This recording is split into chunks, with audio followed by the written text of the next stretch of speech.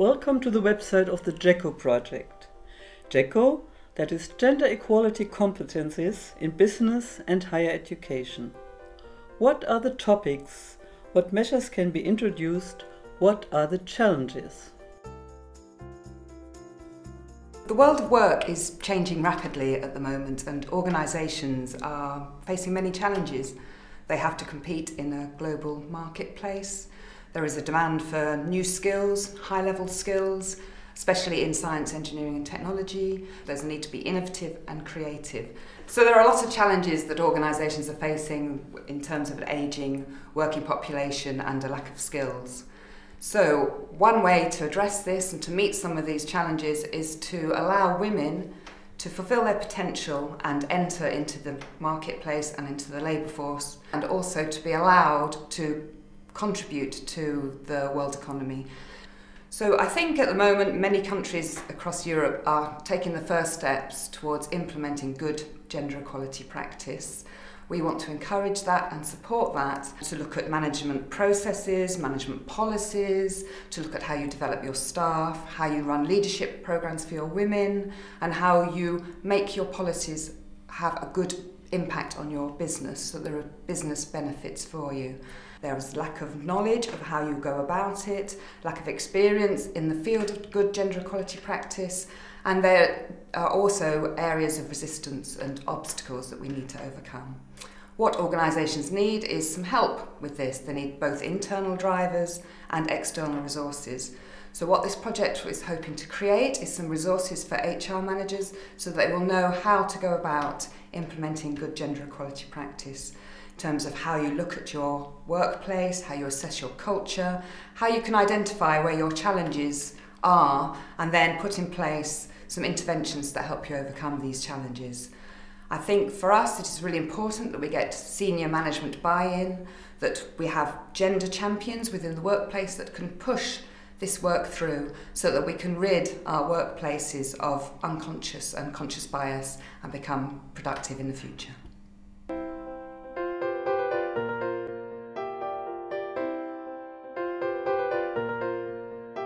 We are here to talk about gender equality in private companies' workplaces. All the managers, all the private company managers face this same problem, and the problem is that they prefer to recruit men comparing to women. Women are considered to be more vulnerable, to have more needs, and to offer less to the companies. So the managers prefer to hire men instead of women. Well, all these talks, all of this money spent, all these training programs, all the research work, and still we have a problem. Well, to put it simply, this is wrong, and we have to change this wrong impression. Women are energetic, women are dynamic, women are full of ideas, and women are especially capable to offer things in these critical domains for the modern companies of creativity and innovation. And don't forget that all the projects in a modern company is team-based projects, and women are certainly better team players compared to men. And we have to change this wrong impression, not only for the women, not only for the companies, but also for the society and for the future of our children. Improving the quality of working life, including the work-life balance, is a core element of the European Commission strategy for growth and jobs. The European Parliament as well calls for increasing employment rate both for men and women to up to 75%.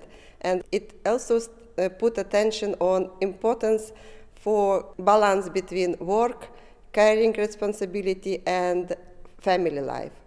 Unfortunately, until now, the family-friendly workplaces is not very widespread in Europe. That is why it's very important within this project to collect the good practices in work-life balance and to train human resource managers within the enterprises how they can improve the situation of working men and women to keep their work and not to withdraw the labor market because they could not reconcile family and work life.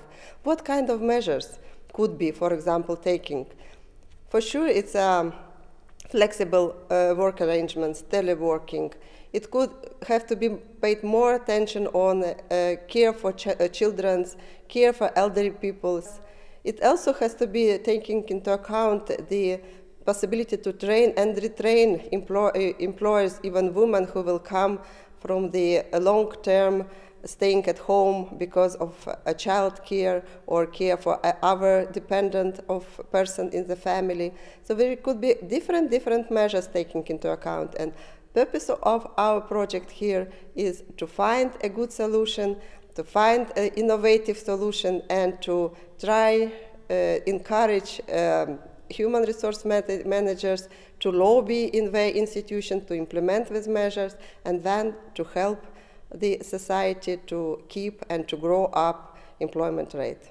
When we talk about the gender dimension of the career development, we have to mention the existence of the glass ceiling, which is present all over Europe.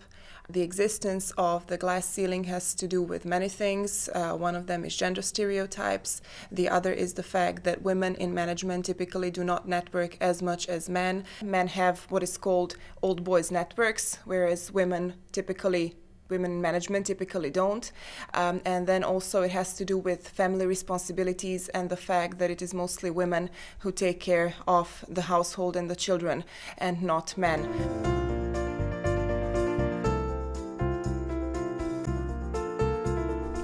I'm absolutely sure quality of research is dependent from different perspectives, which are included when the decision is made what kind of research should be done, what topics should be under research, and which methods should be used for that.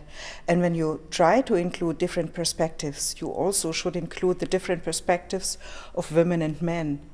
And to have enough women in research, in decision-making processes, there is a clear need to have more women in exactly that positions, and also much more women students in STEM fields.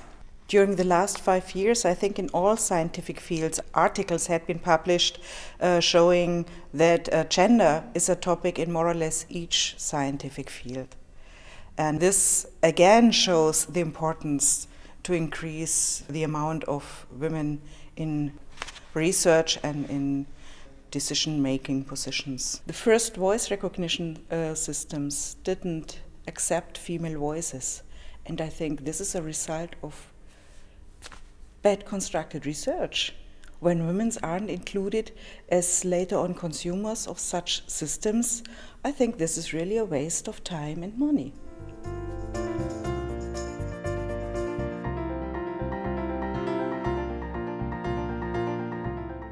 The heart of every company is the organization culture. What do we mean with organization culture? It reflects the attitudes and the values of every company. The employees accept them and live them. Therefore, it's so important that the leader of a company is going to be a role model for the employees to set an example. Sometimes companies think that gender equality is already a part of their organization culture. But on closer observation, you find out this isn't the case. Let me present a very short checklist for companies to evaluate if gender equality is already a part of their company. Which of the following apply to your company? It's taken for granted that women are in leadership positions. Gender equality is often talked about. Positions are filled transparently, irrespective of gender, and based on performance. Human resources development measures are directed to all, and gender equality payment is enforced to both men and women. If any of these points of the checklist have made you think about your own organizational culture, follow the project GenCo.